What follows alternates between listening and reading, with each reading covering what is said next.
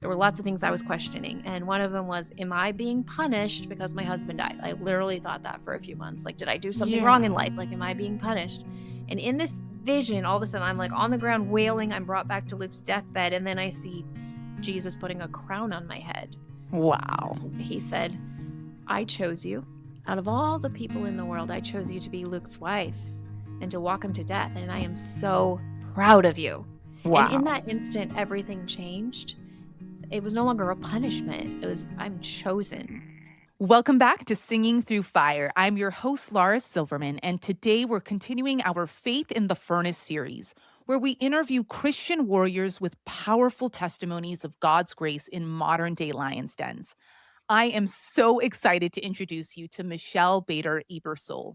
Michelle is an author, speaker, and founder of the nonprofit Widow Goals. She's also the host of the podcast Widowed Too Soon. Through her story of loss and redemption, she inspires audiences to trust God, rebuild their lives, and discover purpose again. So without further ado, let's sing through the fire. This is Singing Through Fire, where we worship when it hurts, discuss hot takes from the furnace of affliction, and explore a biblical theology of suffering with a side of sass and sarcasm. From lamentations to laughter, this podcast is for anyone desperate for hope, who's ever asked, "Why, Lord, why? I've lost my health, career, and husband, so we're in this fight for faith together." Welcome to the show, Michelle. I'm so excited for our conversation today. Do you want to just, introduce yourself a little bit and tell us about your story in the furnace, in a nutshell? Take us through, your walk. Well, like my whole story? We can start at the beginning. I know that, Yeah. a long time ago, you married a wonderful man named. Yes. Yes. Okay. Well, I'm so excited to be here. It's fun because you got to be on my podcast and now here you are doing your own podcast and it's exciting. I love watching people like, you know what I love about you? There's a lot of things, but that you actually like you say something and you do it. Like I have so many friends like, oh, I want to do this. I want to do this. But like you said, you're going to start a podcast and here you are. So that's amazing. You should be very proud of yourself. So we have to go way back in time in order to get to the fire part. So I met Luke in high school. Oh, so young, right? I know, but we did not date then. So, but it's funny because I used to we were in home ec together. He was a year older than me. And we used to joke about all the like boys I was dating, like all these things. And he wrote in my yearbook, I've showed my kids, I hope someday you find a guy who can keep a handle on you. And I was like, that's funny. Had no idea it'd be him. So we did not date in high school, but we were friends and had some common friends. And then fast forward, he graduated the year before me, and then I went to college. I guess it was 5 years since when he graduated, and we ran into each other through mutual friends. And it took a few months, but then we started dating. And after 3 months, he proposed to me. And we were married a year after our first date. And I can see it was like totally God's timing. So that was August of 2003. Wow. And totally God's timing with what was going to happen. So it was like fairy tale wedding, this beautiful Victorian mansion with all the lights, like just amazing. Like I went there as a kid and said, someday I'm going to get married here. And I did. And I still take my kids there to look at it at Christmas. So anyways, we got married and on our honeymoon, I got hired as a kindergarten teacher. Okay. And, I was very excited to start my career. I had just gone to school for that. And Luke was a mail carrier. And when we got married, I was 24, he was 25. And we came back and just had a couple of really great months of life. But before we got married, he had a lump in his ankle and he had gone to the doctor and they just said, oh, it's tendonitis. Don't worry about it. So he didn't worry about it until it kept getting bigger and bigger. And then it was a few months after we got married, he went to the doctor and they were like, okay, we need to biopsy this. And I was not thinking one thing about cancer. I was 24 years old, had not a thought in the world. I had never dealt with cancer. I did not think that. And so they did the biopsy and told us that he had mesenchymal chondrosarcoma, which is a very rare bone cancer, typically found in kids. So they didn't know what to do. So We started chemo. Well, also, let me back up. We got pregnant 2 months into our marriage. So I had just found Wow. out I was pregnant, and then we found out about the cancer. Oof. But we look That's at the timing, like, we got to look forward to Hayden, our son, like, the whole time he was sick, like, have yeah. something to distract us. And Right. Luke had also told me several times that he would not have married me if he would have known that he had cancer, because he didn't wanna put me through that, and I am so glad he Oh, didn't know, because he wouldn't have married wow. me. My whole Oh life would my be different. My gosh. whole world would be different. So, anyways, we started doing the chemo. Well, when I say we, he did, but I stayed every night with him in the hospital. It was like 5 nights in a row. It was, like, intense chemo. He got Oof. really sick, and after, I think, several months, it didn't work. Hmm. And so then they said, "Okay, you've got an option. You can, we can either do this operation where we take the tumor out of your ankle and save your leg, but you'll be in the special boot your whole life, and it could come back really easily, or we can amputate your leg." So Oof. we prayed about it and decided amputation would give him a better chance at being Oh, there for our son and all of that. And it was a very, very wow. hard day. I remember watching him walk into the hospital and thinking, this Oh. is the last time I'm going to see him on two legs. He was Oh my gosh. 26 at the time. I had just turned 25. And, Oh, at the it start of was your marriage, I mean, just yeah. yeah, this is like, I think 7, 8 months into our marriage, and it was a very hard night. They couldn't get his pain meds right. It was just a really hard time, and watching him, like, learn to walk again and just Mm, seeing him without his leg and just it was yeah. a lot. And, but what we did on that day is we considered it his cancer-free day for many years, because thankfully, it was only in his ankle, nowhere else, which Wow. is very rare. Usually they like, you find your ankle and then they find out it's somewhere else, but it Yeah. wasn't anywhere else. Okay. And so that was May 7th of 2004, and we considered that for many years, like the day we would celebrate that there was no cancer. Okay.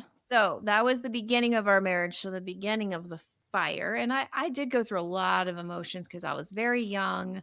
All my friends were, like, getting married and having babies too, but their husbands were healthy, and I would just get Mhm. angry. I remember going to work and just, like, I was so young. Like, I thought Yeah. I wasn't, but now I look back, I'm like, "Oh, I was so young." So then fast forward, we went on to have, 2 more kids, like, in 3.5 years. So we had And he was Hayden. cancer-free during that Yes. time? Wow. Yes. So when Okay. Hayden was 3.5, we had an 18-month and a newborn. So we had 3 kids, 3.5 and younger. It was a crazy time.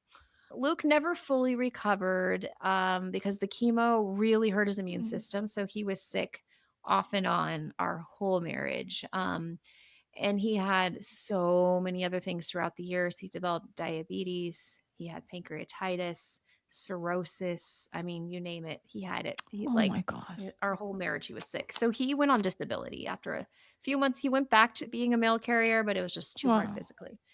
So then he was on Wow. disability while I had to go to work when Hayden was 6 weeks old. As a teacher, my dream was to be a stay-at-home mom.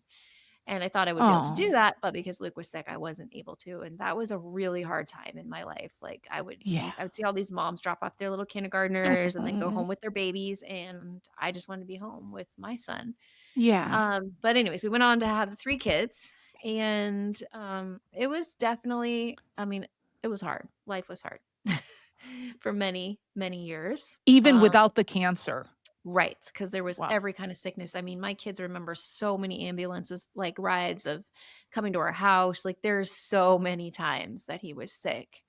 I mean, So just really, it was residual effects of the cancer, like you said, those other yes, diagnoses just all randomly these came other up? things. Yes, Wow. like, really difficult times. Money was tight. It was, I mean, I look back Oh, now, and my life was very hard. yeah. So then fast forward to 13 years after the first cancer diagnosis, Okay. and we were actually on a little family trip, and so Luke was like a big, like, baseball player before the cancer, and so Mm. he wanted to play. It was just us with the kids. We were out at this park, and he went to hit the ball, and then he fell down, and he thought it was his liver because of the cirrhosis. He thought there was something wrong with his liver. Really, he had a lot of pain, so he went in for a scan. When they scanned, they also scanned his lungs, and they found tumors in his lungs. And So so I was totally like, different from the ankle situation from years ago. It's This the is same cancer, all the same same. exact cancer. They Oh my tested it to god. see, and it was bone cancer in his lungs. And Oh. so I was like, "How did this happen?" I remember talking to the doctor, and he's like, "Well, there must have been, like, some dormant cancer cells that sat there for 13 years Oh my and then gosh. started growing." Yeah. And so this time my kids were, I think, a 9, 11, and 13 when we Oh. had to sit them down and tell them. So they knew all about his first cancer journey. Well, obviously he's an amputee, so they knew about that. Oh my And then gosh. I had written a book years ago. I wrote it the very first year after it happened. And originally it was called In Sickness and in Health. Now it's Cancer Can't Crush Us. Oh, And yeah. I'd written that book and my kids had read it, actually all 3 of them. I thought it Oh. was just 2, but my son the other day said, "No, I read that too," the youngest one. So they'd all read the book. They all, like, knew about it, but this time having kids go through it was much harder because this time they saw him get sick, they saw him throw up, they saw, all of it, and I found it much harder the second time. The first time I was pregnant and didn't have any kids yet, like, born, and this time I'm taking 3, like, teenagers, basically, almost teenagers, and um, it was really hard, but we had a very positive attitude. And Luke had said, if I ever get cancer again, I don't want to do chemo, but we couldn't find anything. There were no, like, we looked for clinical trials, Yeah. just all this stuff, and there was nothing. So he's like, well, I'd rather fight it than nothing. And so he started on the chemo again, and it was just horrible. I think he did maybe a year off and on. And eventually it was about quality of life, and we got to do some Mm. amazing, amazing things. So I always tell people about it because I didn't know about it. There's this organization called the Dream Foundation. Oh, yeah. My late Yes. husband, yeah. Okay. Did Matt, was he Or part of sorry, that? no, I'm sorry. I'm thinking Make-A-Wish Foundation. Okay. My Oh, yeah, husband. he did that when he was a kid, right? I remember that. Oh, right, yeah. So for Yes. adults, Okay, is it so called it's the Dream? similar, but listen to this one. It's for terminal adults. There's Oh, usually only for kids. A friend found this for me. So if they grant last wishes for terminal adults. wow. And so we got to go to Disneyland, the 5 of No. us. We'd never been on a plane all together. We just couldn't afford it. And Wow. so, I mean, it was bittersweet because he missed one of the days because he was really sick and Oh, there's some hard moments. But we have some great memories, great pictures and videos. And my favorite is he had a, what do they call it? A scooter, to make it easier at Disneyland. And he's in front of like the castle. And he goes, "I made it, world, I made it." It's so cute of him just oh, like excited to be there. I've got great pictures like in front of It's a Small World, like all these great pictures. yeah. And anyways, we went to Disneyland. He was a huge University of Oregon, Oregon Ducks football fan, and we got to go to their stadium, get to go in their locker room. Like so many amazing things happened for us when I just put the word out on Facebook and someone knew someone, and we got to do all these special things. So it was about enjoying every moment. And then it was COVID, which was very, very Yeah. difficult. So I remember him saying, "I don't want to die in COVID." I was like, "You won't." Like I thought it was this little short thing, like Oh, so he were was you thinking the Lord was going to heal him of this cancer? no, I Or was thinking COVID would be short. oh, I didn't COVID know would be short. Yeah. like, I didn't realize what a big thing it was. Yeah. And he was like, "I don't wanna die when there's no more football games and there's no more." He was really into watching football and, like, all these things, but anyways, I gotta back up a little bit. Like, eventually, yeah, it was about quality of life, and it was time to do hospice, and I always recommend people do hospice sooner than later. It was the best decision we made because my our hospice nurse was like this Christian angel and amazing. And the way I got him to do it, as I said, this doesn't mean you're dying. Like, this means you get VIP care. We no longer have to go to appointments. They come to us because he didn't love Yeah. going to appointments and all of that. And finally, he said yes. And we actually had hospice for Mm. 11 months. And Wow, that's long. yes, but it's amazing. The average is like 10 days. I asked our nurse and she said, yes, like 10 days is the average. So I always tell people, do it sooner. It's Wow. amazing. And how I told Luke is like, you can graduate out because after 6 months they reevaluate. So it doesn't mean you're dying. Like you could graduate out of this, but this is just more Yeah. help for me. And he finally said yes. And it was amazing. Like amazing. Anything we needed. Our hospice nurse, she was an Is it angel. because the treatments weren't working? I mean, I'm assuming you were begging the Lord to heal Luke with, like, a Yes, but miracle. eventually it was like the chemo's not working, why keep doing it? And so That's what when Matt yeah. yeah, it was like, let's just do all that we can to be together, and he didn't wanna go Wow. out to appointments anymore, and his hospice nurse, yeah, was an angel. I even had her personal phone number and was able to reach out to her, and so what happened Can next, so yeah, go Oh, ahead. can I ask you something really quick, though? when you were taking care of your husband all those years, like even before the second cancer came, like Mhm. how did you feel like God sustained you with his strength? Like, because you were maneuvering a lot, like kids, finances, you're a teacher, your husband has a million diagnoses. I mean, how did you feel like the Lord, 2 Corinthians 12:9 really did give you his power in your weakness? Mhm. It was a day by day, like, Yeah, like moment by many moment. times thinking I couldn't do it, but yeah, Oh, definitely, it was a day by day, especially at the end, there was a lot of just on the ground crying out to God, and, like, I remember in the car screaming, like, "You've got the wrong person, I can't do this," like, knowing I oh, was gonna have to walk my kids through death, and, like, yeah. it just was such Oh a my gosh. hard time. I love sharing this story because it just shows Luke's heart. So one day, like in maybe April of 2020, he all of a sudden came in. So my wedding ring, the diamond had fallen out years ago, and I just had like a cheaper replacement. We couldn't afford it. So he comes into the bedroom, he's holding my original ring. He's like, "Let's get a diamond in this." And I was like, "Why?" And he goes, "We got that stimulus check. You remember that when there was like a stimulus check for COVID?" And I was like, "Okay." And then I was like, Oh. "Well, there's no stores open," but this woman in our community had heard our story, and she opened up a Mm. jewelry store just for us, Aw. and we had our last date, and the 2 of us went to the jewelry store, and I was like, "I feel like we're rich and famous because 'cause we're the only people," you know, they're like, "Do you want anything to drink? And here's the diamonds," and we got to pick out a diamond together, and then May 13th, it was ready, and the kids were bored because they were home from COVID, they weren't at school, and they were like, "Can we go with you? Like, we wanna go somewhere." So they came with us to the jewelry store, and they were there when Luke presented the ring to me. I have this Mm. beautiful video of it. He was so happy, and honestly, I was conflicted because I knew that someday I'd probably get remarried and, like, I just feel weird, he's buying me a new ring right now, but it was the most beautiful moment when he presented the ring to me, and he was so excited, and we got our last family picture. That was 10 days before he died. He did all Wow. this. Yeah, it's beautiful when I look at it now. And, the ring is now saved for my daughter Haley for, when she Oh, gets engaged someday because she was part of that beautiful moment. I mean, isn't it great how the Lord really does sprinkle these moments of, like, Yes. joy randomly, like, these surprises in the middle of the most deep Yes. suffering, like hospice? Like, I experienced that in my husband's hospice, and it sounds like the Lord gave you that surprising joy even in yours. Yes. There were so many moments, and so that was a beautiful day, and, the woman who had, did the jewelry store thing, like, she took a picture, and that now hangs on our wall as our last family picture Oh, 10 days before he died, and he was wow. just so happy in that moment to give me this ring, and, like, it's such a beautiful video, and she was there to video it, like, it was just Oh. and all my kids were there, it was just so beautiful. So then Can I I told him. I also I Yeah. wanna pop in here really quick. So, like, talking from the theology point of view, like, during this whole time, maybe let's focus on hospice or maybe your Mhm. anger inside might have been resolved then, but how did this whole experience that those first 13 years, like, affect your view of God? Like, were you angry? Were you bitter? Were you like, "Why does my husband have all these health struggles?" Like, does that make sense? Sometimes. Yeah, a little bit of everything, but when Luke was sick, I heard a sermon that changed everything. Okay.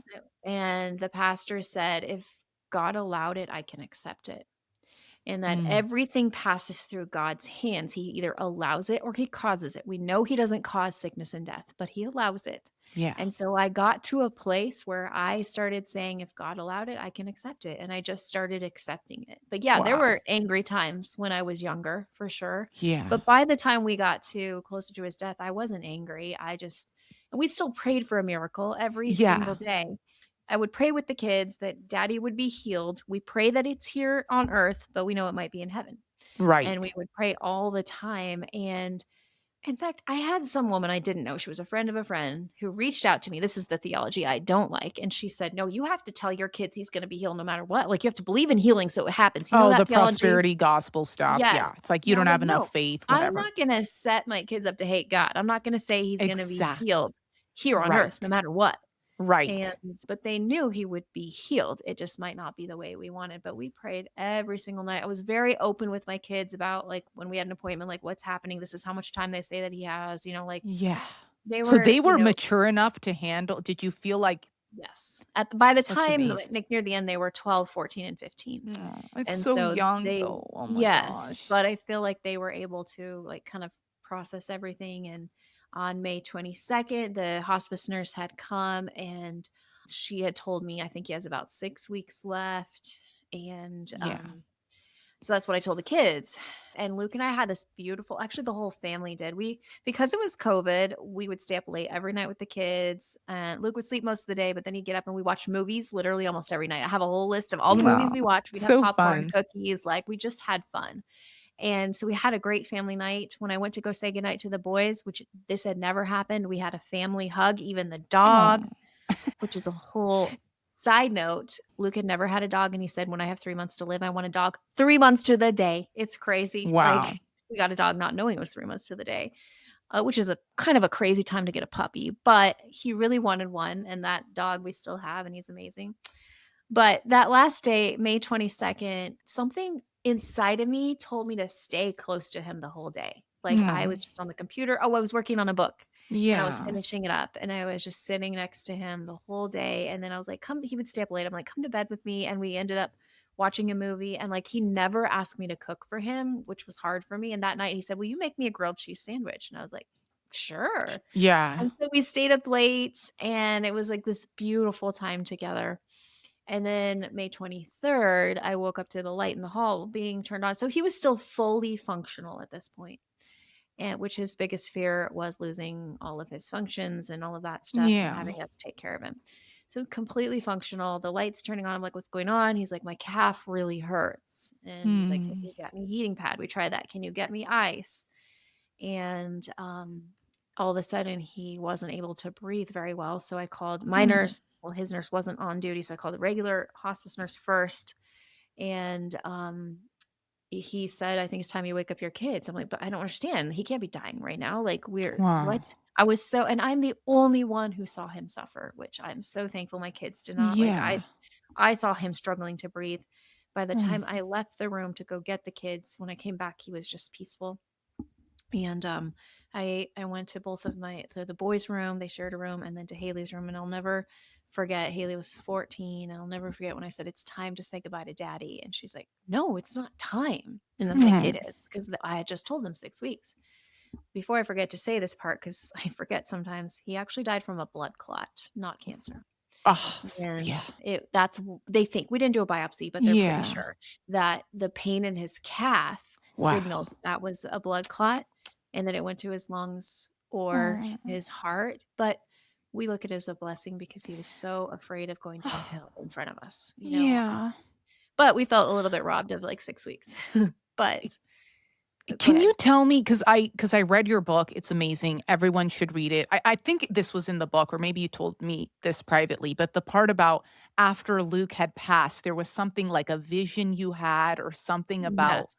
Yeah, could Yes. you? Can I finish this part? Because 'Cause Oh, it'll yeah, make more oh, sense. no, go Okay. ahead, go Let ahead. me finish, like, his death part, and then I'll tell you the vision that goes with it. Yeah. So, anyways, I was able to call his actual nurse. She had given me her home phone number, and it was, like, 5 in the morning by the time I called her, and she said she knew that every time someone's gonna die, she said, "God wakes me up, and I know, so I know it's his time." And she Wow. was able to FaceTime with him and talk to him and, like, kinda helped us know what to do, um, and I was able like, God gave me the only way I can explain it is supernatural peace. I was not crying, I was not upset, I was calm. I was telling Wow. my kids, like, "Talk to him, he can hear you." So by the time they got in the room, his eyes were just focused, like, up in the corner, and he was calm breathing, so they never saw the struggle. And, I got to say things to him. I said, "Today you're gonna hear, 'Well done, my good and faithful Mm. servant.'" I said, "You're gonna meet my grandparents today." And, like, Yeah. just God gave me the supernatural peace. I was able to Wow. call his parents, my parents, like, just peaceful. I wasn't crying in front of the kid. I was just talk to him. Haley sang "You Are My Sunshine," which was their song, and Mm. it was just a beautiful I can see it as a very beautiful time. And Yeah. then I don't know why, but I grabbed my phone and I played the song "I Can Only Imagine." Oh, I love that Oh, it's song. such a good song about heaven, and that's actually when he died. It was Wow. during that song. During the song, It I was like got it gave him chills. permission, like, "This is where you're going." I still can't listen to that. I always change the Oh, station if I hear it. you I can't. could listen to it, but it's still too like, it still brings up, like, way too hard of memories Oh, of that day. absolutely. I mean, I have heard it a few times, but I don't choose to listen to it. And that's when the nurse that was there, which it wasn't our normal nurse, but he came in and said, he's no longer with us. And that's when I kind of lost it after, watching the kids kiss their dad goodbye. And then his mom left the room. So it was just me and my mom and his body. And you know this, like there's something you can't explain it when someone's soul leaves their body and they're not there. It's a different energy. I totally agree. I just didn't feel like it was Matt anymore, and that kinda No. comforted me. I'm kinda like, "Alright, he took off the jacket," and it's like, "Okay." Yeah, it's such a hard feeling. Oh, and also the whole time he was looking up in the right-hand corner, which is gonna be part of the vision in just a minute. So, we kept saying, "Are you looking at angels? Like, what are you looking at?" And he was also trying to speak. He kept going, I." And I said, "We know you love us." And then my oldest son later had a dream, and he's like, "No, he said, 'I love you,' in the dream. He said, 'I love you.'" I'm like, "I know that's what he Oh. was trying to say." And, yeah, he, took his last breath, and then oh, yeah, when the kids left the room, that's when I laid on the bed with his body and felt his hands getting cold and just like it wasn't him, you know? Yeah. And I just lost it at that moment, which the kids told me later. I mean, it was a small house that they could hear me, like, wailing. You know that wail that it's, Oh, like, yeah. I went through that. so deep, you can't really explain You it. can't it's yeah. It's horrible, and it's horrible to hear somebody do it. It's, like, really awful. And Yeah. then we tried to get out of the house quickly. This is a part I regret. I realized later I never kissed him goodbye, Yeah. which my mom was like, "I'm sure you kissed him a million other times," but I, for Yeah. months, couldn't get past that. And also, I learned later that you can stay with their body for a long time. I didn't know that. My hospice nurse, she had said, "Get the kids out of there as soon as you can. You don't want them to see the coroner coming and all that." Yeah. And so we rushed. I didn't call the coroner, somebody else did. And so then it was like, they're on their way. I was like, okay, well, I guess we have to leave. And so we went to my brother's house. And then you know how it is. You've got to make all these decisions. I've got the morgue calling Di me or the funeral home. And go but ahead. did you feel the Lord's supernatural peace, like, even Um, amidst all the Yeah. Yeah, and actually, Haley told me that when we were driving she wasn't in my car, I think it was with my sister-in-law, and she was looking in the sky, and she felt like she could see her dad, like, I don't like, in her eyes in her mind, like, she could see her dad in heaven. I kinda forgot about that moment, and I had a Oh, moment similar a few nights before that, like, just kind of like I was crying on the floor, and I had this vision of Luke running, which you remember he had 1 leg, but yeah. running with his 2 legs in heaven and playing Wow. baseball, like, very Oh my clear. gosh. This It was was like 2 days before he a died? few days before he died. I This was had a a vision. vision you think from the Lord or Oh, totally. Yeah, oh. 100%. See, the So Lord doesn't anyways, speak to me through visions. I mean, I've had, a dream from the Lord, but not like a vision where you can actually see in front of some like yes, a which there's this wow. book I read, and it talks about the different ways that God talks to you. I forgot the name of it, but I'm what's considered a seer. You see Oh, things. no God way. speaks to me Oh. in pictures, and then there's W feelers, and I oh, can't yeah. remember all the different things, but I'm more of a seer. And, anyways, it was a very hard day. It was awful, but I wanna explain the vision. So let's fast forward, like, 2 months when I went to so remember, this is COVID. It's a very hard time, like, graveside service, 10 people could be there. I mean, it was awful. And even my brothers couldn't be there. They had to be in their cars around where we were at watching on live stream. Yeah, Like, yeah. it was a very hard time. But let's fast forward a couple months. It was a miracle that there was a grief retreat open because it was COVID, but the people there were like, "We don't care, like, if you're okay with it, you had to sign some waivers, you can come to this grief retreat." And that's where God spoke to me, like, 3 times, at least 3 times when I was there. So, Wow. we did this thing that was really cool. So, I'll tell you about a couple of the visions. So, the first one, I believe, was this one. So, they had, like, the Columbia Gorge is, like, this, like, overlooking this river. It's this beautiful place, and they had 3 crosses. And they said, "We want you to go," the leaders of the camp, like, it sounds really interesting, but sometimes what we do in the physical, then we can feel in the spiritual. So it was like, take this red paint, put it on your hands, and put it on the cross and look into Jesus's eyes. I want you to feel the pain he felt. Like, I've Wow. never done something like that. And it was like this. I felt it, and all of a sudden I was on the ground wailing that wailing. And it was my first time processing without my kids around. Like, wailing, and Wow. I had a vision, like, just like that. So, up until that time, for those 2 months, there were lots of things I was questioning. And one of them was, am I being punished because my husband died? I literally thought that for a few months. Like, did I do something wrong in Yeah. life? Like, am I being punished? And in this vision, all of a sudden, I'm like on the ground wailing. I'm brought back to Luke's deathbed. And then I see Jesus putting a crown on my head. And Wow. it was like, what he said, I chose you. Out of all the people in the world, I chose you to be Luke's wife and to walk him to death. And I am so proud of you. And in Wow. that instant, everything changed. It was no longer a punishment. It was, I'm chosen. And that has helped so many people that I've shared this with, specifically widows, to be like, whoa, I was chosen. That is a privilege. And Wow. so that was like one of the first things that God told me. Talk Another about thing, flipping the script. I mean, God, right? it's like the upside down kingdom. Like we think we're being punished, and yet suffering has such a different calculus in eternity and with God. Yes. And it's like, no, you were chosen. And then another amazing thing that happened is another thing the leader was like, you know what, you close your eyes and ask God where he was in your darkest moment. And so I was Okay. brought back to the day that Luke died. I could see it all. Oh, yeah. And one of the things that happened is Hayden, my oldest, who was 15 at the time, said that he heard some noises. He saw our door shut, but he didn't go in. Like before I woke him up, thought I was waking up. He was already awake, and he did not see into the room anything that was happening, which was Luke suffering. And I don't remember closing the door. But in this vision, it was like Jesus closed it. Like somehow, supernaturally, the door was closed so that Hayden didn't see the suffering. So that was the first. Yeah. And then I go in and I'm seeing like the whole vision of us, all of us around Luke's bed. And then all of a sudden, I know it sounds really weird, but I am in Luke's body experiencing his death as him. Wow. Because the other questions going through my mind for 2 months is what was he thinking? What was he doing? Like, what was he like when he couldn't talk and his eyes were just stuck in one Yeah. spot? And the first thing I felt was the most peace I've ever had in my entire life, like supernatural peace. Like I can't even explain it. And then I heard some Wow. thoughts, like as if I was him. And it was like, I feel no pain. That was the first one because he was constantly in pain, like constantly for years. And so that was the first one. And then I'm okay to leave my family, which was his other big fear. Like he didn't want to leave Oh. us.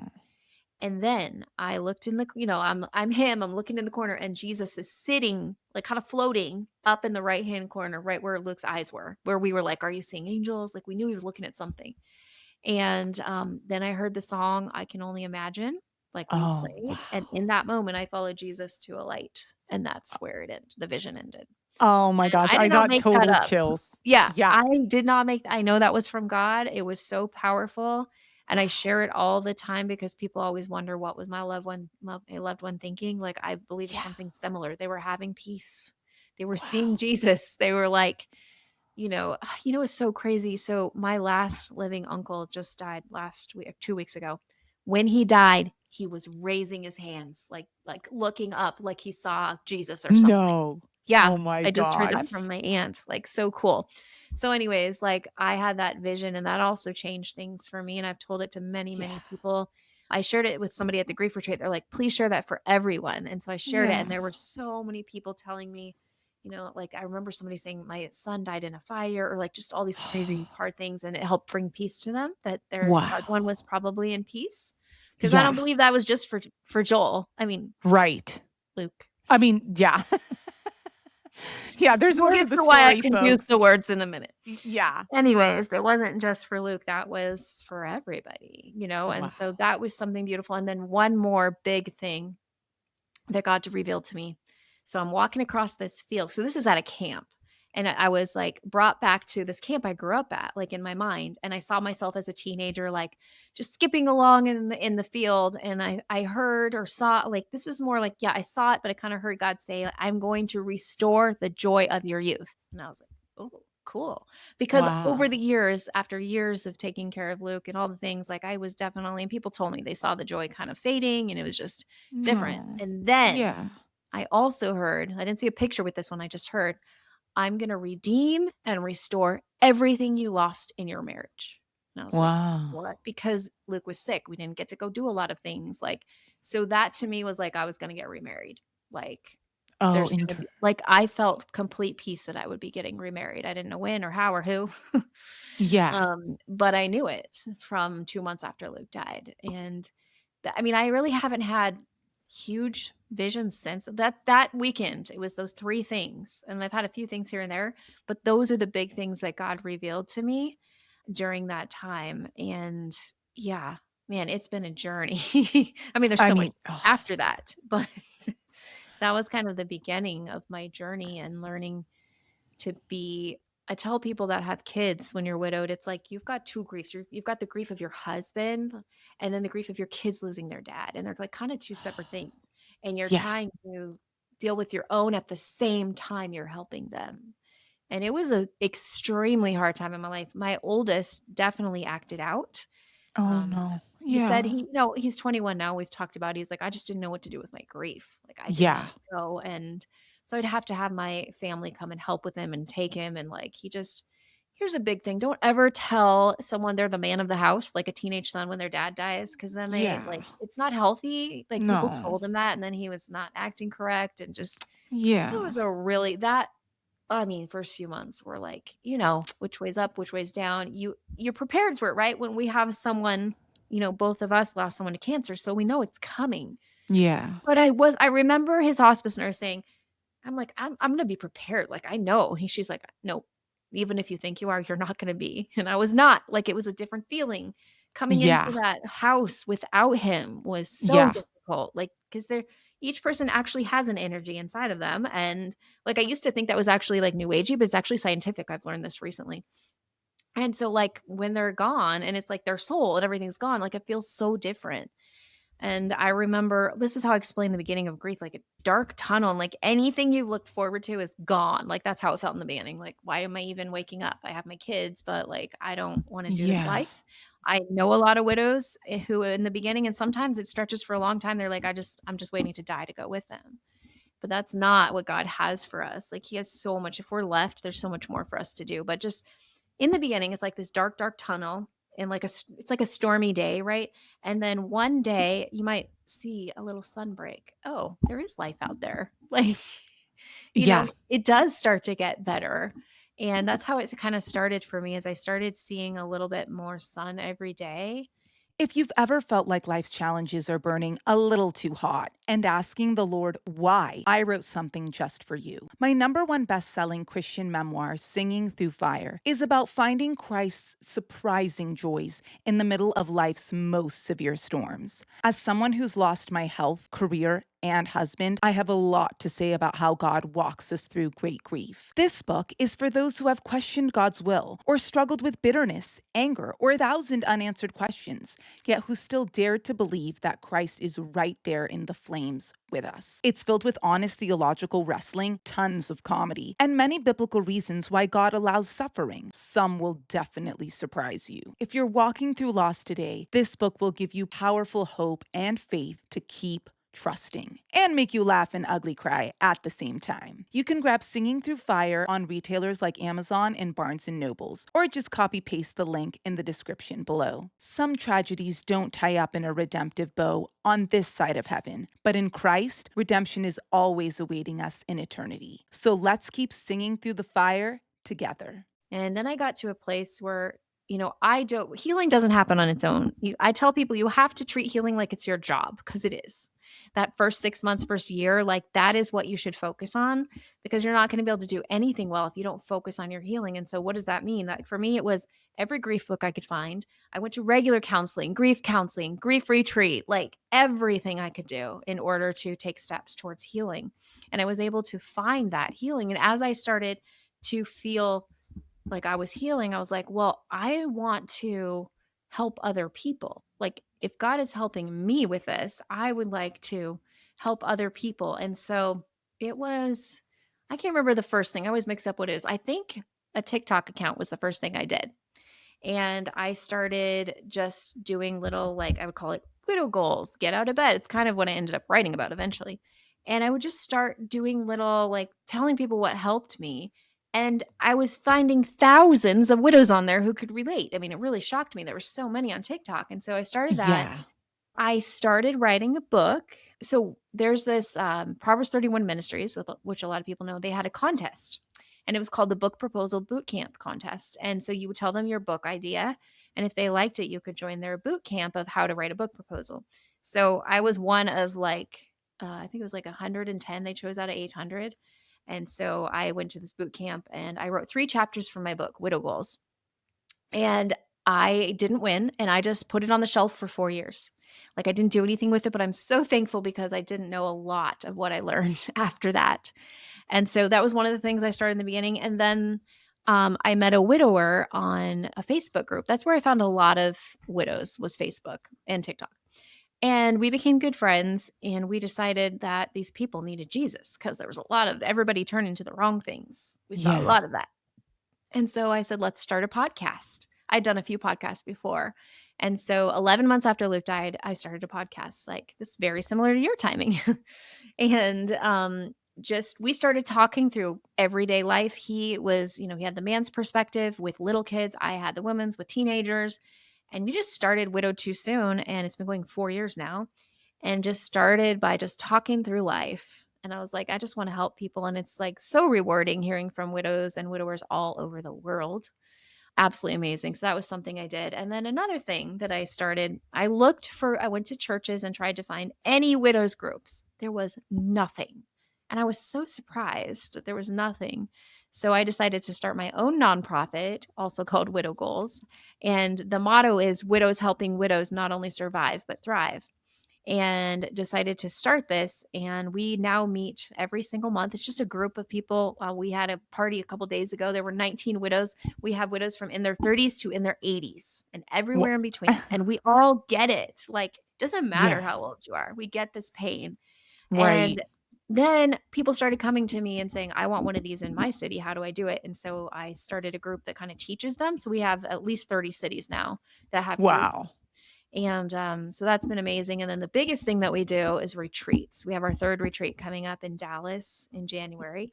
Yeah. And we have over 70 women registered. And it's like such an Wow. amazing thing to be able to pour into people. And then coming back to the book about a year ago, January of 25, I was like, okay, it's about to be the 5-year anniversary of Luke's death. I want to finish this and launch it on the 5-year anniversary. And so I really wrote most of the book in 4 months. I just poured into it and wrote 27 chapters. I already had 3, but I actually changed those a lot too. I had so much more to learn. Like, I have a whole chapter about dating again because that's a whole other story. I got married again. And there was so much I didn't know when I started writing that. I'm so thankful. So I just like buckled down for 4 months, finished it, launched it on May 23rd, 2025. Widow Goals, Steps to Finding Peace When You Lose Your Spouse. And it's had such an impact on so many people. You know this when you write a book. It's like so amazing when people write to you and tell you. Oh, it's the best feeling. It's so great. And then people were really liking it. And I started finding out there were groups all over the country meeting together with my book because there's questions and action steps and all this. So then I wrote a workbook.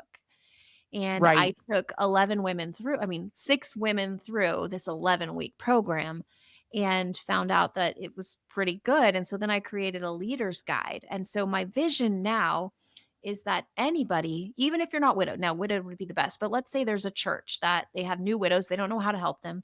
They could get the leader's guide and they would know what to do. And, Right. widows are mentioned 103 times in the Bible, yet so few churches support them. And so I challenge everybody on every podcast, every listener, all you need to do is go to your church and say, how do we support widows? And make sure they do something. And if they don't, I do have a program, or do anything. Like, something our church does is we collect like projects that widows need in the area and we go spend a Saturday helping them. We just did this a few months ago, Aw. and like make sure, because widows, God is a defender of widows and a father to the fatherless. I remember reading that and being like, that's me and my kids. Yet so few churches are helping. And so I'm hoping this program, this is my dream, that this program, it just got launched officially about a month ago, will be in churches across the country and be like grief share, but for widows. And when I say widows, I mean widowers as well, because the program really is for both. And so that's kind of where my passion is right now, is getting this into churches. I even created a web page that has a video that you can show your pastors about why we need this, and explains like Oh, the whole that's 11-week great. program and how to get this into your church and all that. Why do you think that the church, I mean, not overlooks widows, but I mean, why do you think there's a gap there? Is it just, Well, I don't know. Is I it because we're an finally had anomaly? So there's this pastor I met through Podmatch, and I asked him, like, I don't know why churches do this. And he said, "Do you want the answer?" I'm like, "Yeah." And he said, because for the last 10 to 20 years, churches are focusing on growth. And that's not where you focus on the growth. You focus on families, you focus on this. And so they've gotten Yeah. away from Huh. helping widows. And I was like, oh, that's his opinion on it. I don't know. But Yeah. I think they don't know how. I They think don't know that's it. how. I I think mean, they just don't know what to do. because yeah. And they throw you in Grief Share, which is a great program, but it doesn't address our specific needs.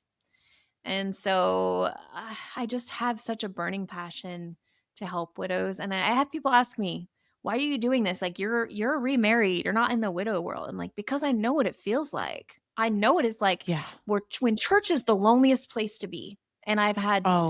so many widows tell me that. I've had so many widows say, I left the church. Nobody Oh, supported me. I no. mean, we have most programs are for families, Yeah. or the single groups are like 20-year-olds. Yeah. Like you feel like you don't, you don't belong. There's stuff, Celebrate Recovery, great program, divorce care, all great programs. But where's the widow care? What are we doing for our widows?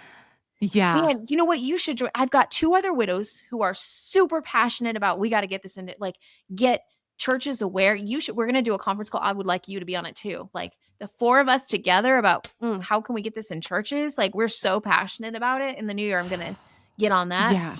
But just educating churches, like, what are you doing? Like, we are called to help widows. Like, what are we doing for our widows? Like, Right, right. I mean, I had a great church at the time, but when I asked them about a widows group, they're like, "No, but you could start one." I was like a baby widow, like 2 months in. Yeah. Like, You're like, "I've got kids to raise, I I've got" can't start a group. Like, there was Yeah. nothing for me. Anyways, I get a little passionate about that because it makes me so upset, but I love that I've created something. So what we do, we had 3 of these the other night. When we find out there's a new widow in our community, we write cards to them, like all the widows sign it. Oh. So they get a Oh. card from 10 or 20 widows saying, "I'm so Oh. sorry, I'm praying for you, and we'd love for you to come to our group." And then they come to the group, and it's beautiful. They That's feel like they so get this, like, support system right away. I'm like, I would have loved that.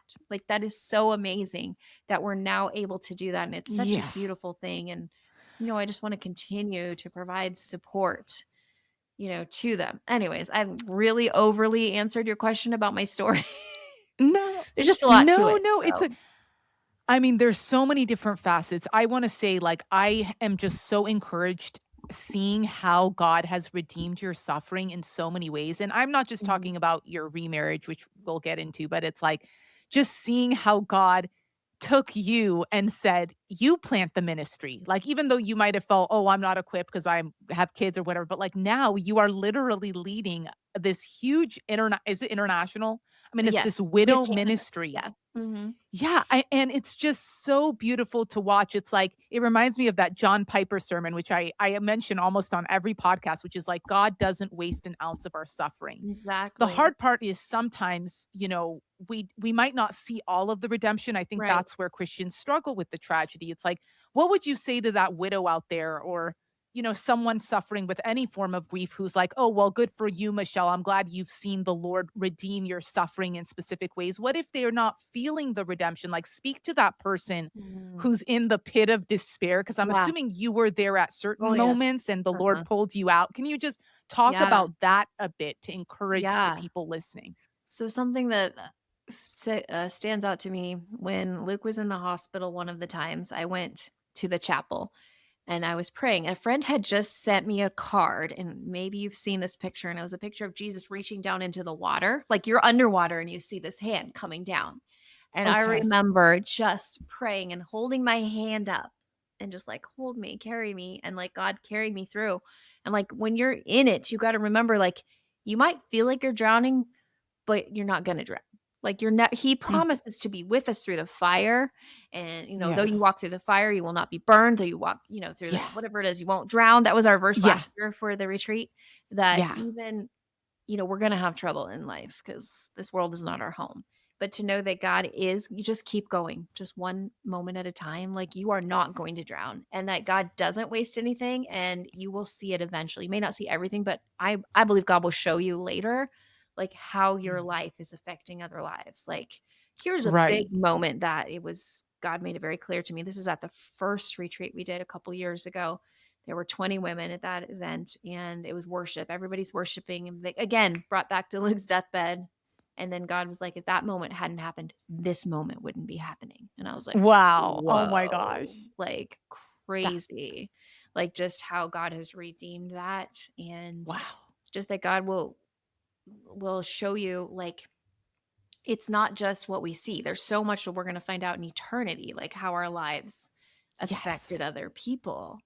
And Yeah. that it's not just what you can see right now. And it's about like having faith. Like if God allowed it, I can accept it. Like I say that all the time. Like that's been my thing like for years. If God allowed it, I can accept it. Like I can just because I believe that he does know best. I don't understand why Luke had to die, Yeah, but can you speak into that? Because I feel like Christians throw around this idea of God knows best, God knows best. right. But when you're in the pit, it's like, what do those Bible verses mean? All the ways of the Lord are loving and faithful. How can it be faithful to lose my husband so early? Like what does it mean to us when we're examining that idea of God knows best? Is it Mm. just Isaiah 55? There are some things his ways are higher than our ways. We won't know why it's best. We I think just have to submit.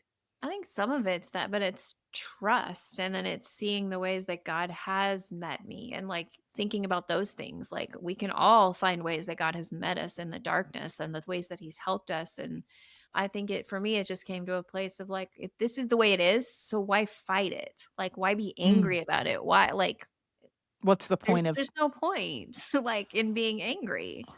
Well, did he ever answer the why? Like, I can't remember if we discussed this or not. Did you ask the Lord, like, "What are your purposes in this?" Or no, he I don't didn't think I've answer the ever asked, but I can see it now. I can a you can million see it times now, the see it redemption. now because of Y all the things that God has used in my life to help other people and I also wanna ask, before Luke passed away in that cancer journey the second time, did you were you guys you were seeking the Lord's guidance, like, is he going to heal? Is he not? Did you feel like the Lord gave you any foresight?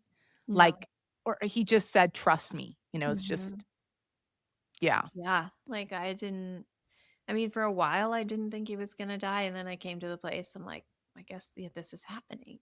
Like, but we still my kids told me they thought like, Haley, my daughter, was 14, and she really thought he was gonna be healed, and even, at the end, I gave him some medicine, Haldol that helps relax. Like, the Yeah. nurse had said, "Give it to him," and the kids thought he was gonna be healed. Like, that Oh, would help him get better. I was like, "No, that yeah. was to help him, like, transition." But Ye anyways, they didn't think he was gonna die, but I had come to I knew it, but it was hard to I don't know, when you probably understand this, when you're looking at someone talking to them and your mind can't comprehend that they're actually gonna die. Like, how is Yeah, that it's so foreign possible? to us. We weren't meant to die. We were meant for the Garden of Eden. Yeah. But I think, like, coming to a place of peace is like, why fight this? And like, I do trust in God. I don't understand this. I don't like it, but being angry is not going to help anything. You have to understand, like, this is a really humble position because a lot of people struggle in the anger space. I mean, I even struggled, with like just all the why questions. And I'm very analytical. So I just have hounded the Lord, like, why? And he hasn't necessarily answered the why, but again, the who. I mean, it's such a cliche, but it's like he has shown me his presence rather than giving me the answers. And I see that with you also. It's like, Mm-hmm. and it's not necessarily this tangible feeling I get like, "Oh, I'm warm Yeah. and fuzzy." It's just I know he's speaking to me, whether it's through a devotional or a word. Sounds like for you, it's Hmm. you like to see things, but isn't it so true how the Lord is near to the brokenhearted? Like, it's not a cliche in the Bible, Psalm Yes. 34. Yes. 100%. Were there any other specific Bible verses that It's literally the one I wrote down. Oh, I love it. The Lord is Yeah, I close was to the gonna ask you. brokenhearted and saves those crushed in spirit. So I remember this the very first time I remember this verse, I was like 16 and broke up with my boyfriend, and my mom read me this verse and like always Aw, reminded that's me so of it. Like, isn't it funny how everything is relative? Like at that time, that was Oh horrible. my god. But compared to Oh death, my it's god. nothing, right?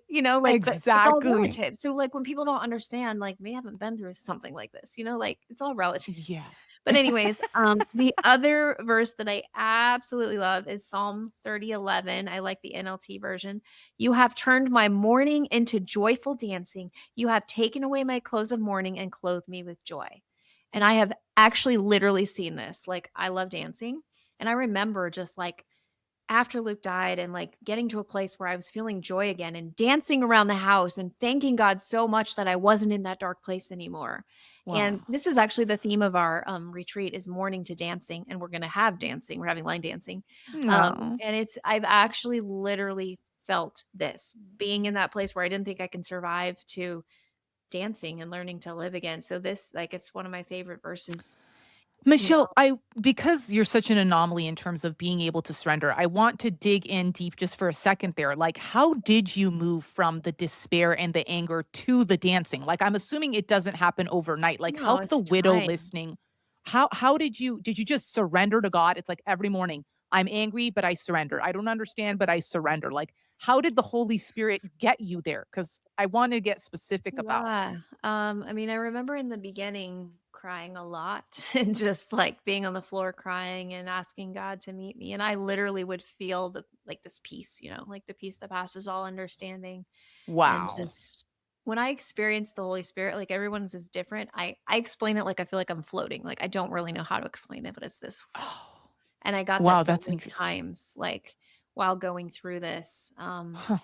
And I mean, it was just an everyday thing. But you have to. So, this is the thing about grief when people are like, well, it's been a year, it's been 2 years. It's not about how much time, it's what you do with the time. So, let's say Yeah. I go to my car and I have a flat tire and I'm like, it'll be better in a year. I'll come back. Well, if I don't do anything, it's still going to be in the same place. So, I attribute my healing to number one, God, but also the tools. Like, I Yeah. dove in, I was reading constantly. Reading yeah. I had a grief counseling group that I would do online. It was, COVID, so everything's online. I had my regular counselor. Like, it was literally all I could think about was healing. And like, so it was diving into um just everything that I could. And yeah, there were moments I was mad. There were moments that I was like, I hate this life when I have to like set the mousetrap myself and I Yeah. have to mow the lawn. Just like all the things. I remember that specifically right after he died, the boys were like, "We think there's a mouse. We think you just put the mouse trap." And I was like, "I don't know Oh. how." And I'm crying and I'm figuring out and watching YouTube and just all the things. Like, I have to figure this out now. And just like, Yeah. it just but I Were don't oh, go ahead. go ahead. No, go ahead. Sorry.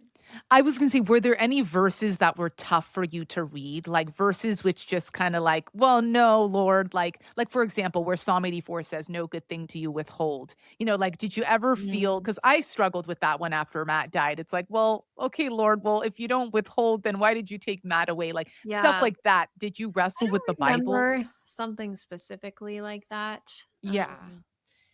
No, but I mean, I did wrestle with again, like, why has this happened? But the vision did help me to have peace with that. That's so much peace. Yeah. And, honestly, life was really, really hard before. Like, Yeah. it's hard to talk about, but we actually had more peace after he died, Wow. because he had Yeah. what they called it end of life agitation. Oh, He just so wasn't much himself suffering. at the end, so much suffering. And so there was this relief of peace. I mean, I would never Yeah. obviously have chosen this, but there's a lot of things, I don't know, that I would never choose for him to die, but there's a lot of Yeah. good things that have happened. And I don't know, I just God gave me this supernatural way of just, I don't know, being okay. Like, R I had It's suffered really the so peace. many years with him Yeah. being sick that it was, I don't know, it was Wow. like a whole new life. Like, I knew nothing but taking care of him for our whole marriage. And so Wow. So I you were a caregiver on top of a new wife. I mean, it's just yeah, yeah. it was a lot. And then the financial burden was always a lot. And like, just Yeah. life was really, really hard. Very Yeah. hard. I don't talk publicly about a lot of it, but um it was difficult. And my life is not as difficult now. Right, and that's the beautiful part, for those of well, the audience doesn't know, but tell us about how the journey ended. Now you've got another Prince Charming, which you mentioned earlier. You Yeah. wanna tell us briefly Yeah, about and I I like people think to understand my joy came before Joel, and he is not the reason, because people are like, yeah. "Oh, it's easy to be happy you're married again." Well, no, like, I was feeling in a good place before Joel, and it's important to Yeah. work on ourselves before we try to start dating again. Um, so long story short, so About a year for it's different for everybody. Some people never wanna date again. I knew because of that vision God gave me, like, I was pretty sure I'd be getting married again someday. And Right. about a year after Luke died, I was kind of, like, open to, like, friendships and just seeing what's out there and all of that, and on Facebook, it came across my feed, someone you may know, we were not even friends on Facebook, and it said, "Joel," and I was like, "Oh, that's the guy I went to college with." Oh. And we went to LaTourneau University in Texas. Um, Oh. and it said he wasn't married, so I was like, "Okay." And we just started chatting, and pretty soon after chatting on Facebook, he's like, "Let's do a FaceTime." I was like, "Okay." So we chatted, and then we just started talking almost every day, and I really Oh. liked him. I thought he was cute. I liked that I Oh. had talked to a few guys before that, and it's a whole different world out there. Like, I actually did Facebook dating for a little bit, and all these people said they were Christians, and they would try to go, like, dirty right away, and, like, that's what stood out to me, that he was not like that, and he loved Yeah. Jesus, like, he was so different. Oh. And, Yeah. he lived in Louisiana, and I'm in Washington, which is not close together. Oh, And yeah. but after about 2 months of talking, he has family out near me, like 30 minutes from here. And so he said, "I'm gonna go see them for Thanksgiving, and then, we can meet up." And so, we met up in October of 21. And, that night he told me he loved me, and I was like, "I Mm. love you too." And then Oh. we started, like, official we decided not to be official until we saw each other in person. And then Yeah. we had Oh already my decided god. we're not seeing anybody else. Yeah. And then it was like, "No, like, this is who I wanna be with," but we had no idea how it happened. There were so many complications in getting him here or getting me there, and I did not wanna move my kids. There were, like, so many things, but eventually well, we weren't engaged yet, but then we went to my college's homecoming. It was my best friend and me and him all went, and he actually proposed, at the Oh. college where we met. This is Oh, I beautiful too, love that. because I told you about the other jewelry story. So, Oh, yeah. actually, Joel worked with the same lady to design my ring, and he took my wedding band, not the wedding ring that Luke gave me, but the wedding band Luke had given me, and he melted it Oh. down. Well, I mean, I gave him permission to do this, so I knew it was Oh. happening. He didn't, like, steal Yeah. it and do this, and he put the diamonds from Luke into the ring from him, and when he proposed to Oh. me, he said, "I want you to have diamonds from both men who love you." And so this ring is totally irreplaceable because it's Luke and Joel's diamonds. Oh And my then god, I'm and getting I know, isn't tears. that crazy? And, then the lady's name is Tanny, and she just was like she got to work with Joel and Luke. Like, how beautiful is that? And see my whole story, and, Oh my like, god. just an That's a amazing witness to her. I don't know if she's a Christian, she but is, yeah. actually, yeah. Oh, okay, Yeah, yeah. she is. But She's an amazing Christian. And, so anyways, he, had the ring designed and proposed to me at the homecoming event where we met, and it's just beautiful, and then lots of things had to happen. He moved into the area just a couple miles away from me because I had gotten the advice, when you date again, like, don't just, like, marry someone who's, like, far away, like, you need to live in the same area to kind of see what life's like, and it was a good way for the kids to get adjusted to him a little bit, like, he'll come for yeah. dinner, but he doesn't live here, and so he did that for, like, 3 months before we got married, and then we got Were your married. kids open and ready for you to Yes. date or I would say my okay. daughter the most, like, she was just Yeah. like, "I just want you to be happy." The Oh, boy is a little bit more like, it's tricky. He's nothing like daddy." I'm like, "I know, he's the opposite." It's a Like, that's okay. I can love different That's people. And cute. how I explain it to people is when people are like, "Well, how can you love 2 men at once?" It's like loving 2 kids at once. You have one and you're like, Hmm. "Oh, I can never love one as much as this. Oh, wait, I can." It's the same thing. Like, Right. I don't is loving Luke is not in the past, it's in the current. Like, I love Luke Hmm. and I love Joel.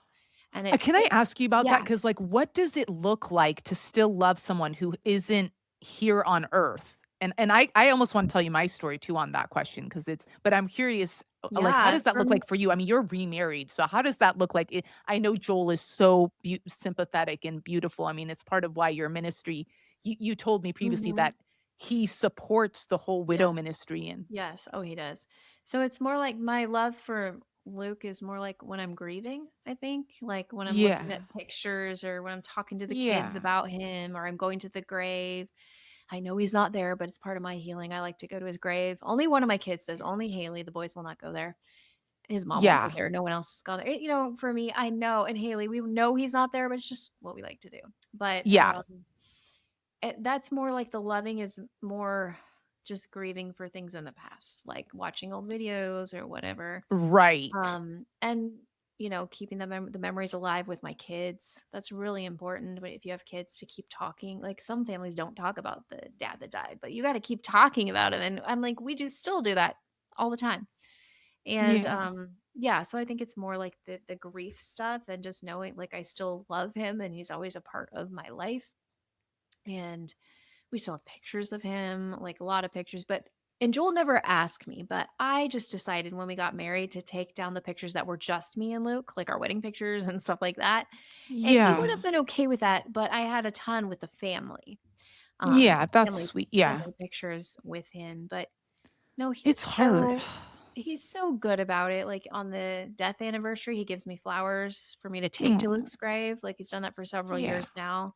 And he's just very respectful. On Luke's birthday, me and the kids go to Luke's favorite restaurant and he doesn't go, he just lets us Oh, go. Like he's very aw, supportive of us what having a good our man. time. Oh, he's the best. Yeah. Yeah. Um, so yeah, I guess that answers your question. Yeah, I just love that, like, I mean, again, with your story of redemption, like, I always say that, unfortunately, for some stories, like Matt didn't get a redemption on this side, right? Like the Right. redemption would, and neither did Luke, right? I mean, the Right. guy went through a million diagnoses. Like they didn't see it on this side, but Right. sometimes God does give you the redemption on this side. And I see Joel as just this beautiful, embodiment of, God keeping his promise to you that I will restore the joy of your youth. Like God always keeps his promises. But I do want to say, like, for the widow out there who might be listening, or someone who's like, well, my child just died, God forbid, or I will never get that back. What Mhm. redemption? Even if I have another kid, for people who have miscarriages, I can't replace the other kid. But the redemption is always coming in eternity, right, Yes. Michelle? I mean, it's like God is the same God. Like he will turn your mourning into dancing, even if it's in heaven. The story is never over. Like God Right. told me that after Matt died. Mhm. And it was sort of like an okay, it was like I should have known that as a Christian, like there is all Yeah. of eternity. But when God says that to you in your moment of grief, it really encourages you about eternity. Mhm. Like, doesn't eternity feel more palatable to you now Oh, that yeah. your first husband is literally there right now? Like, Yes. Yes. Yeah. After Luke died, I started really diving into books about heaven and right? just Yep. really like, I want to know where he's at. I want to know more about that. Yeah. And I used to have a hard time, like way before Luke was ever sick. I remember us joking about it. He's like, we won't be married in heaven. I'm like, yes, we will. I even have a Oh, Valentine's I Day card hate I gave him. I And can't stand that. The Mark 12:25. I'll be honest. I've told the Lord this. I cannot stand the fact that we won't be married in heaven. I think because Matt and I were so sure, it's like 1 year, so I have even no. more sadness about that Yeah. idea. Like, Lord, why do you take away this beautiful thing? But sorry, I'll let you answer. I Well, mean, what would happen to those of us that are married twice? yeah. That's what I don't Yeah. know. Like, that's why Is it it like doesn't kumbaya, we all get together? Like, I don't know. It's we can't can't fathom our minds eternity. can't fathom it, and I love thinking about this is so cute. Last year at the retreat, we're all sitting out having lunch, and one of the girls goes, "I bet our husbands are in heaven right now having a watch party, and they are just laughing at us." Yeah. Like, I that's so mean, cute. honestly, That's so it's cute.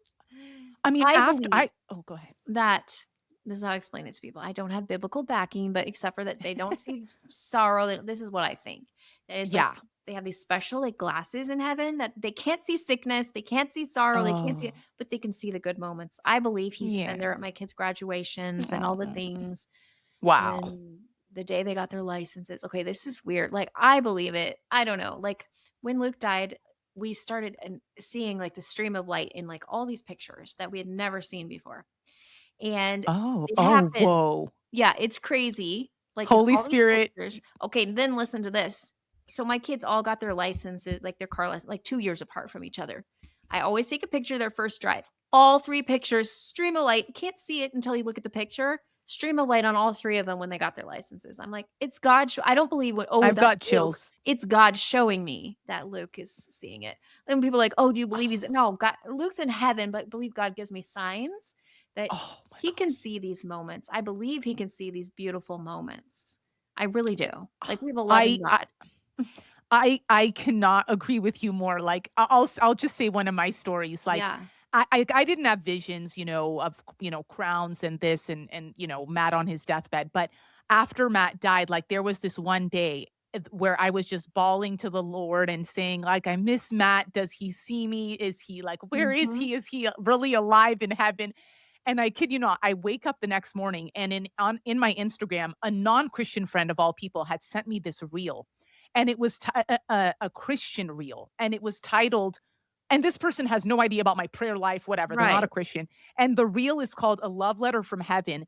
Oh And the my gosh. song is You'll Be in My Heart, which was one of the songs from Tarzan Oh, that Matt and I used to listen to on the cute. bed when we were just really suffering and crying Yeah. together. And, and it was like tears, like, okay, I know that this is a message. Like, I don't want to go all new agey. Like, I don't know if it's from Matt. Like, we're not supposed to talk to the dead, Right. Deuteronomy. Like, but this idea that God is giving us these signs Yes, yeah, from our I loved believe so, ones. Like, totally. We it's had just, too it's many of not a those. coincidence. Yeah, Yeah. we had way too many of those for it to be a coincidence, especially at the beginning, there Yes. were so many things like that, and I Isn't that really beautiful? yeah, I believe that there are gifts from heaven, gifts from God, and this one, I don't even remember his name, this guy just to prove this point, this guy that I was on his podcast who it doesn't seem like he's a Christian, but he said that his son had just died, and he was like, "Are you there? Like, I just want to sign. I just want to sign." And he was like staring up the stars. He goes in and he's like, "I want to write a song." And he went to open this book, and inside of it, like a notebook, he found a letter from his son that he had never found before. And he's like, "Do you?" This is what he asked me. "Do you think that he was contacting me?" I said, "No, I believe God God. gave you a gift." Showing you that, your son is there, like, that your son's okay. Like, God gave you the gift of that letter. Like, I don't think your son did that. No, I think it was God when people Wow. are saying anyways, just I believe that there are things that we do not understand, we don't see. There's so much in the spiritual world that Yeah. we have But no clue. because our husbands died, I feel like eternity is so palatable to me, and, like, Yeah, not in, like, a suicidal way or something. It's right. not like I'm like, I mean, it's just that when you have a loved one there, it becomes like this joyous thing rather than, "Oh god, death." I mean, death is awful, but you understand what I'm saying. Yes, I It's like do. it's the doorway to eternity for Christians, and Yes. it flips. Yeah. Yeah. Anyway, I think we're running out of time, but I just wanna thank you so much, Michelle. I mean, your story is so inspirational. I am just in awe of how God is using your powerful ministry. I encourage everyone to go read her book, Mm. whether you're a widow or not. It's just I read it and it really brought tears to my eyes. And is there anything you want to say as a last word to, to the audience? Yes, this is so important. So, if you're going through grief, which grief is the loss or change of pattern in your life. So, every person listening has been through grief. So, it might be loss of a loved one, it might be the change in your life, that you need to feel it. For what we feel, God can heal. Like, if you don't feel it, you're not going to be healed. And so, I want to encourage everybody. What does that mean? Like, if you're sad in the grocery store, cry. If you're sad in the middle of people, cry. Who cares what other people think? Like, your healing is too important to care what anybody thinks. So I want to encourage you to not stuff your feelings, but to feel it. Like, that's my favorite quote to say, "What we feel, God can heal." I learned it from my grief counselor, but she would say, "What we feel, we can heal." And for 2 years I said it that way. And then I felt like God said, I heal it. So I changed it to "What we feel, God Oh, can heal." And so it's really oh, I important to kind of love it. encourage everybody to feel your feelings and let God heal you. Thanks so much, Michelle. And everyone else, thanks for tuning in today. And until next time, remember if you're suffering today, you're not forgotten, and this fire is not the end of your story. Thanks so much. Be sure to hit subscribe because I upload content every week to help other sufferers. To God be the glory.